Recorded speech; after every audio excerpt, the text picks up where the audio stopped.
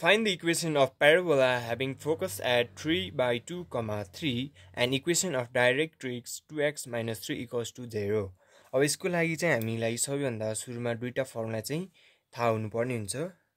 थाहा पाउनुपर्ने हुन्छ। जस्तै अब पोइन्ट px1, y1 छ र अर्को पोइन्ट qx2, y2 छ भने त्यो दुईटा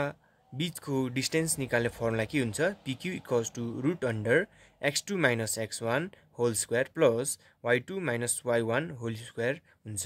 र अर्को एउटा फर्मुला चाहिँ के याद हुनु पर्यो भन्दाखेरि अब जस्तै अब एउटा पोइन्ट p छ x1, y1 अनि अर्को एउटा लाइन m छ जसको इक्वेसन चाहिँ ax plus by plus c equals to 0 छ भने अब यो दुईटा पोइन्ट p र यो लाइन m को डिस्टेन्स निकाल्ने फर्मुला चाहिँ के हुन्छ भन्दाखेरि pm equals to modulus 8 times x1 plus b times y1 plus c upon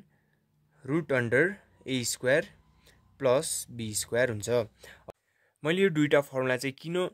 याद गर्नुपर्छ भने अब त्यो चाहिँ एकैछिनमा थाहा हुन्छ। हामीलाई चाहिँ के थाहा छ भन्दाखेरि प्याराबोलाको डिफिनेसनबाट चाहिँ प्याराबोला भनेको चाहिँ एउटा यस्तो लोकस हो जो चाहिँ कसरी मुभ गर्छ भन्दाखेरि डिस्टेन्स फ्रम फिक्स्ड पोइन्ट चाहिँ डिस्टेन्स टु फिक्स लाइनसँग इक्वल हुने गरी मुभ गर्छ। र सपोज गरौँ यो पोइन्ट चाहिँ p x, y छ रे। अब के हुन्छ भन्दाखेरि यो दुईटा जुन डिस्टेन्स छ यो फोकसदेखि यो p पोइन्टसम्म र यो डिस्टेन्स फ्रम p टु यो डाइरेक्ट्रिक्स छ त्यो चाहिँ इक्वल हुन्छ। अब त्यो चाहिँ हामी कसरी गर्छौँ भन्दाखेरि root under x minus 3 by 2 whole square plus y minus 3 whole square equals to a को ठाउँमा हामीले अब x टाइम्स अनि x1 को ठाउँमा चाहिँ हामीले 2 राख्नु पर्यो अनि प्लस b को ठाउँमा हामीले केही पनि राख्नु पर्दैन किनकि हामीसँग यहाँ इक्वेसन अफ डाइरेक्ट्रिक्समा चाहिँ y को केही पनि देखाइन, y को कम्पोनेन्टै हैन, त्यही भएर 0 भयो। 0 इन्टु y इन्टु 0 भयो अनि प्लस अब c को ठाउँमा कति छ -3 छ अनि हामीले के गर्नु पर्यो रुट अन्डर a स्क्वायर भनेपछि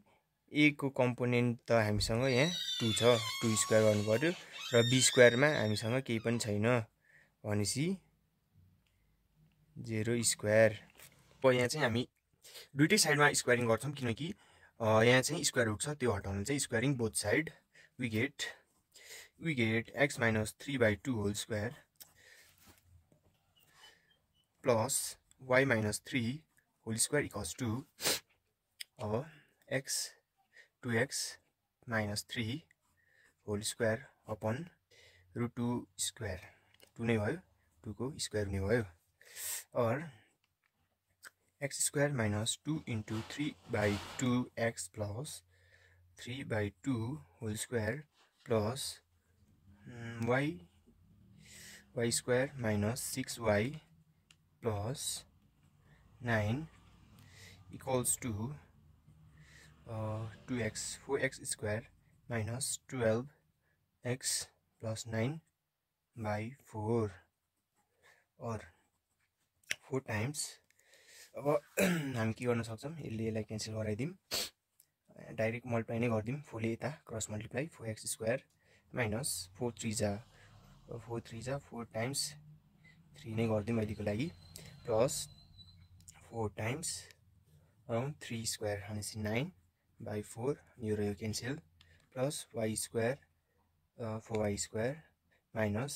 4 6 जा माइनस 24y प्लस 4 9 जा 36 equals to 4x square minus 12x plus 9 हुने भयो। अब यो र यो यता जाँदाखेरि क्यान्सल हुने भयो 12x माइनस छ यो र यो क्यान्सल अनि हामीसँग बाँकी कति बच्यो और यहाँ 4y स्क्वायर बाँकी छ 4y स्क्वायर अनि यहाँ 9 बाँकी छ भनेपछि यो 9 र यो 9 पनि क्यान्सल हुने भयो 9 and 9 पनि क्यान्सल हुने भयो minus 24y plus 36 equals to 0 चाहिँ हाम्रो इक्वेसन अफ प्याराबोला हुने भयो। अझ हामीले यहाँ के पनि गर्न सक्छौँ भन्दाखेरि 4 कमन निकालेर उता पठाइदिउँ y square minus 6y plus 36 भनेपछि 9 इक्वल्स टु 0 और y minus 3 whole square equals to 0 चाहिँ हाम्रो इक्वेसन अफ प्याराबोला हुने भयो। हस्, थ्याङ्क यू।